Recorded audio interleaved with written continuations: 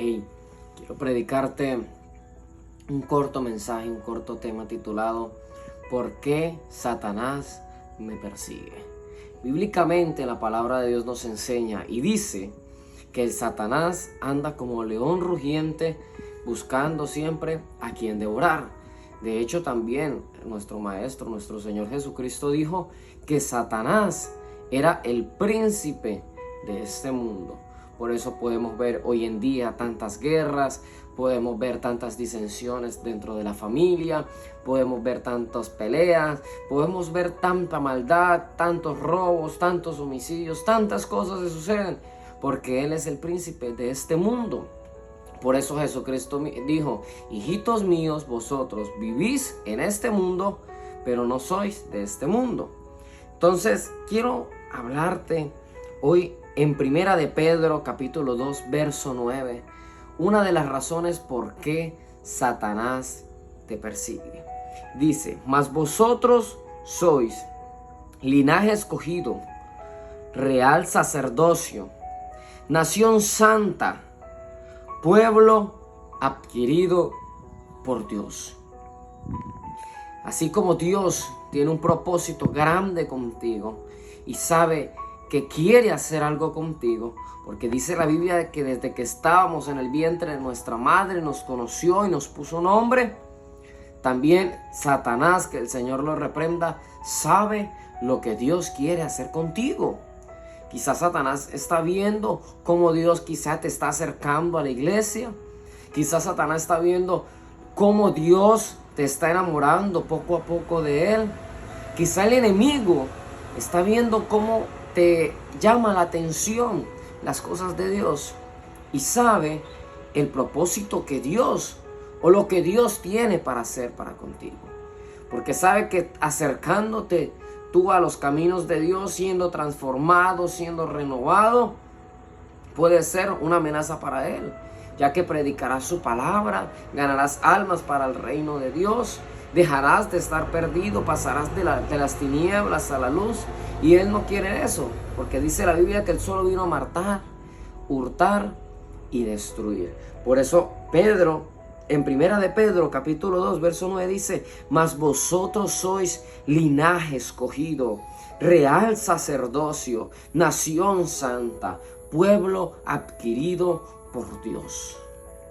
Y si leemos más abajo dice: para que anunciéis las virtudes de aquel que os llamó de las tinieblas a su luz admirable.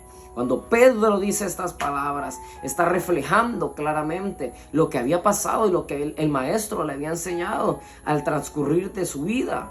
Porque Pedro, en pocas palabras, estaba diciendo: yo conocí, yo supe lo que era vivir en tinieblas, pero ahora vivo en la luz admirable. De hecho, por eso fue que después de que el Espíritu Santo en el día de Pentecostés descendió sobre Pedro y sobre los que estaban en aquel lugar en Jerusalén, dice que salió, que predicó el evangelio y que 3,000 almas se convirtieron, porque estaba lleno de la presencia de Dios, estaba lleno del Espíritu Santo de Dios. Pedro sabía que esa luz admirable estaba dentro de él.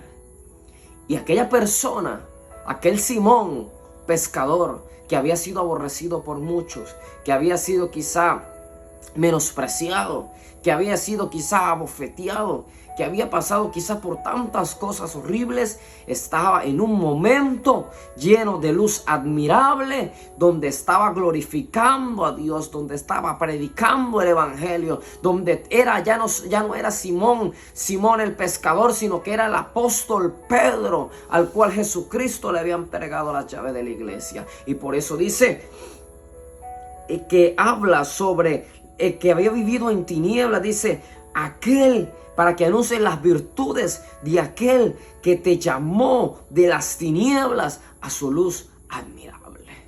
Porque de ser Simón el pescador pasó a ser el apóstol Pedro de Jesucristo. Pasó a ser un hombre admirable, pasó a ser un hombre que la gente buscaba, que la gente quería seguir, que la gente admiraba. porque la presencia de Jesucristo, la presencia de Dios estaba morando dentro de él.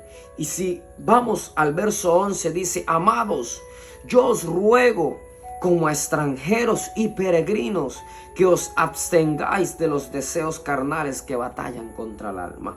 Primero Pedro demuestra su amor al pueblo, a los que le estaba hablando, diciéndole amados. No importando quizá si lo criticaban algunos, no importando si estaban murmurando de él, les dijo amados, porque amaba al pueblo, así como el maestro había amado a su iglesia y había amado al mundo. Y dice: amados, yo os ruego, dice, rogándole como a extranjeros. ¿Por qué le habla a la iglesia o por qué le muestra que les habla como a extranjeros? Si tú analizas, ejemplo, cómo tratan a un extranjero, supongamos a un venezolano cuando llegaban a Colombia, que los trataban mal, que los herían, que hablaban mal de ellos, que los trataban de ladrones, que les pagaban menos, así como sucede quizá hoy en día muchos extranjeros llegando a otras naciones donde los tratan mal. ¿Por qué? Porque no son de esa nación, son extranjeros.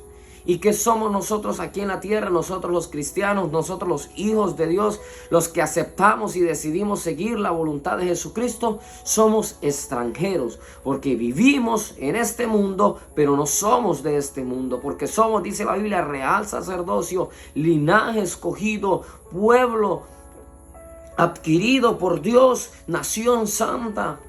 Por eso Pedro le habla y le dice: son extranjeros. Por eso quizá te pasan muchas cosas. Por eso quizá te pasan tragedias y te sucede quizá una cosa mala tras otra.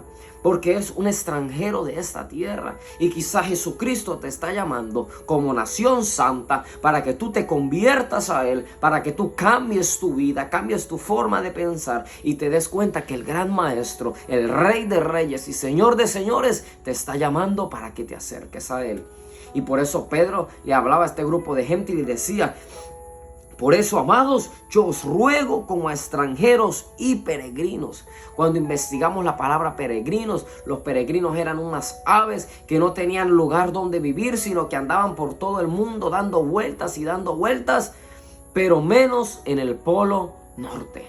¿Por qué? Porque Pedro decía: pueden ir, tienen que ir a todos lados, tienen que predicar el evangelio como peregrinos, tienen que ser misioneros, tienen que predicar la palabra, ir para aquí, ir para allá, menos en el polo norte. ¿Qué simboliza esto espiritualmente? Que tienen que siempre estar metidos en el fuego, buscando la presencia de Dios y nunca dejar que el fuego del don de Dios que hay en ti se apague, se enfríe.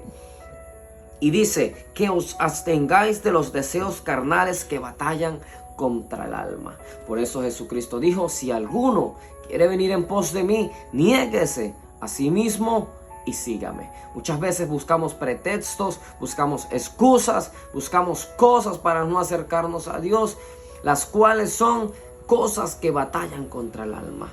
Pero debes vencer esas cosas en el nombre de Jesús. Cuando analizamos los principios, versículos, el verso 4 del capítulo 2, Pedro le dice: acercándonos a Él, piedra viva, desechada ciertamente por los hombres, mas para Dios escogida y preciosa. ¿Qué es lo primero que debes hacer? Acercarte al Señor. ¿Y qué es lo segundo? Cuando Pedro le habla al pueblo y le dice piedra viva, era porque Pedro sabía que tenían que ser fuertes, tenían que ser sólidos, tenían que resistir en el día malo, tenían que resistir en la adversidad, tenían que resistir la prueba, tenían que resistir muchas cosas. Y por eso les dijo que tenían que ser como roca viva. De hecho, el maestro le dice: Pedro, el diablo te ha pedido para zarandeados como a trigo, pero yo oraré por ti para que tu fe nunca falte. Entonces, ¿qué quiere Pedro enseñarle aquí? Dice: ¿quieres resistir el día malo? ¿Quieres resistir las acechanzas del diablo? ¿Quieres resistir la persecución de Satanás? Porque inclusive Pedro sabía que Satanás había tentado a Jesucristo en 3 ocasiones más. Él no cayó. Entonces, en pocas palabras, Pedro quería enseñar a la iglesia: ¿cómo quieres resistir todo esto? acércate al Señor, fortalécete en Él, hace una piedra viva, porque ciertamente, aquí Pedro, vuelvo y lo repito, estaba repitiendo otra vez lo que él había sido en el mundo. Dice, desechada ciertamente por los hombres, porque todos los hombres siempre desechan, no valoran indiscutiblemente lo que sea. Pero Jesús, mira lo que dice acerca de Jesús, dice, mas para Dios escogida y preciosa. Para Dios siempre vas a ser una piedra escogida, una piedra preciosa, una creación divina. Vas a ser aquel hijo que Dios quiere que vuelva a casa. Entonces acércate a Él, fortalécete en Él, deja tus debilidades a Él, permítele que Él haga en tu vida y que pueda ser una nueva criatura en Cristo Jesús, Señor nuestro. Que Dios pueda bendecirte, que Dios pueda ayudarte, que Dios pueda restaurarte en el nombre de Jesús. Amén y amén.